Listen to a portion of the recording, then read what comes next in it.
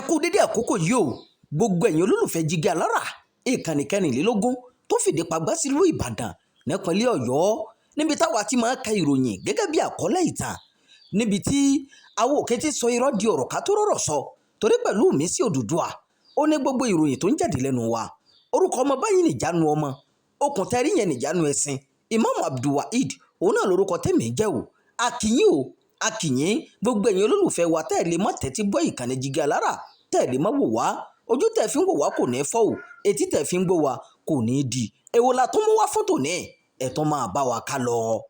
ẹ wá wojú wọn o ẹ wá wojú àwọn olóṣèlú tó fẹ́ díje dupò ààrẹ ní 2027 eléyìí tí orúkọ wọn ti gbilẹ̀ jù báyìí ní Nàìjíríà lọ́wọ́lọ́wọ́ yìí ó fẹ́rẹ̀ jẹ́ pé gbogbo ẹgbẹ́ òṣèlú pátá ni wọ́n ti forúkọ lórí ẹni tí yóò dupò ààrẹ fún ẹgbẹ́ wọn nínú ìdìbò ọdún 2027 tó ń bọ̀ lọ́nà léde báyìí o lẹ́yìn tí wọ́n ti dìbò abẹ́nú tán ètò lórí bí ìdìbò ọ̀hún yóò ṣe wáyé ó ti bẹ̀rẹ̀ àwọn ẹgbẹ́ tí orúkọ wọn gbilẹ̀ jù gẹ́gẹ́ bí alátakò fún APC ní ẹgbẹ́ òṣèlú ADC ẹgbẹ́ òṣèlú NDC àti ẹgbẹ́ òṣèlú PDP o bó tilẹ̀ jẹ́ pé àwọn kan ti pín sí igun ọ̀tọ̀ọ̀tọ̀ nínú àwọn ẹgbẹ́ yìí ní bí àjọ elétò ìdìbò INEC ṣe ń gbáradì tí wọ́n sì ń ṣe àkọsílẹ̀ àwọn ẹgbẹ́ òṣèlú wọ̀nyí ni díẹ̀ nínú àwọn tó fẹ́ dupò ààrẹ ní 2027 tí orúkọ wọn ti gbilẹ̀ jù báyìí ẹni àkọ́kọ́ ó ní Bọ́lá Ahmed Tinubu láti inú ẹgbẹ́ òṣèlú APC Bọ́lá Tinubu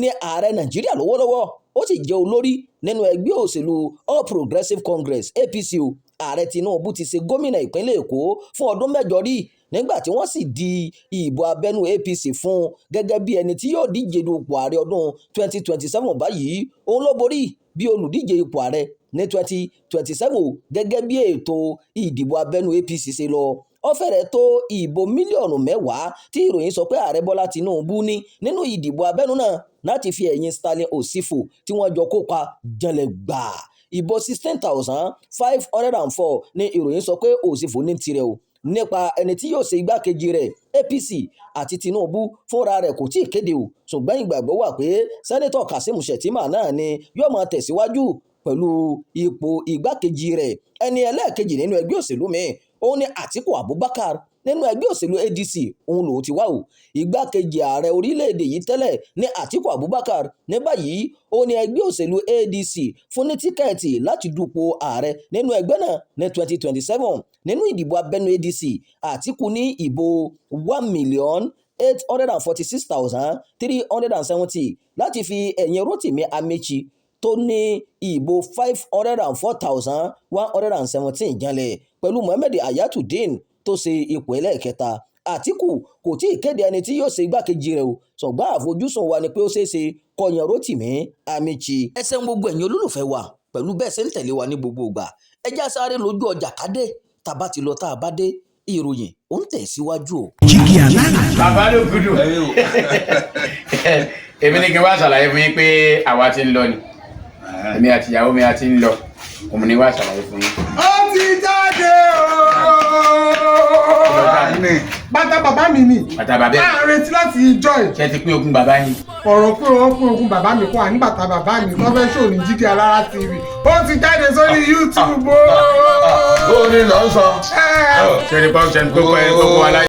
ẹ káàbọ̀ padà látọjú ọjà ẹ ṣeun tẹ́ ń tẹ́tí gbọ́ ìkànnì yìí ẹ ṣeun tí ẹ̀ ń darapọ̀ mọ́ wa ìròyìn tó kù ó sì ń tẹ̀ síwájú o ẹni ẹlẹ́ẹ̀kẹta òní Peter Obi láti inú ẹgbẹ́ òṣèlú NDC gómìnà ìpínlẹ̀ Anambra tẹ́lẹ̀ ní Peter Obi ọdún 2023 ló di gbajúmọ̀ ńlá nígbà tó díje dupò ààrẹ nínú ẹgbẹ́ òṣèlú Labour Party Obi darapọ̀ mọ́ ADC láti di ààrẹ o ó padà kúrò níbẹ̀ lọ́sàn-án kan òru kan ó sì di ọmọ ẹgbẹ́ NDC àwọn olórí ẹgbẹ́ NDC gbà wọlé wọ́n sì fẹnu kò láti jẹ́ kó dupò ààrẹ nínú ẹgbẹ́ náà ní 2027 lọ́jọ́ tí wọ́n fìdí rẹ̀ múlẹ̀ pé Obi ni yóò díje ó kéde gómìnà ìpínlẹ̀ Kánò tẹ́lẹ̀ Rabiu Musa Kwankwaso bí ẹni tí yóò ṣe igbákejì rẹ̀ tí wọ́n jọ díje látinú ẹgbẹ́ òṣèlú míì ó ní Goodluck Jonathan èyí tó wá láti inú ẹgbẹ́ òṣèlú People's Democratic Party PDP ààrẹ Nàìjíríà láàrin ọdún 2010 sí 2015 ní Goodluck Ebele Jonathan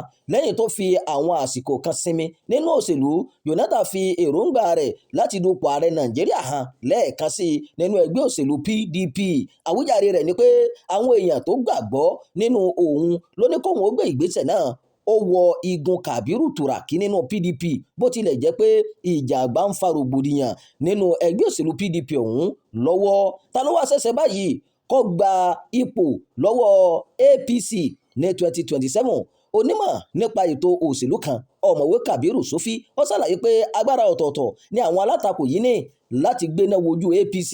Ó ṣàlàyé fún iléeṣẹ́ ìròyìn wa pé irú èèyàn tí kálukú wọn bá yàn láti ṣe igbákejì àti apá ibi tí igbákejì ààrẹ náà bá ti wá ní ipa lórí bóyá wọn yóò rọ̀wọ́ mú tàbí bẹ́ẹ̀ kọ́. Bí àwọn èèyàn kan kò ṣe nífẹ̀ẹ́ sí ìjọba APC mọ́ tó ń jẹ́ ohun kan tí yóò sọ bóyá aráàlú yóò sì dìbò fún wọn tàbí bẹ́ẹ̀ kọ́. Kàbírù Sófì ló ṣàlàyé bẹ́ẹ̀. Ìròyìn fún ti àkókò ikú ní jù báyìí lọ. Ẹ má gbàgbé láti máa darapọ̀ mọ́ ìkànnì yìí. Ẹ máa bá wa pín ká o. Ẹ má fi èròǹgbà yín sábàlá àríwísí. Ẹ ṣeun bí ẹ ṣe ń darapọ̀ mọ́ wa.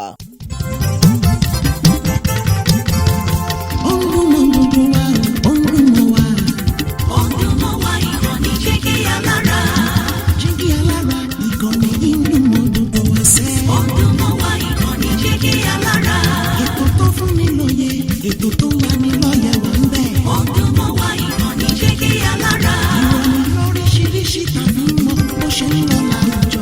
Ọdún mọ́ wá ìkànnì Jígí Alára. Ìkànnì Jígí Alára. Jígí Alára. Jígí Alára.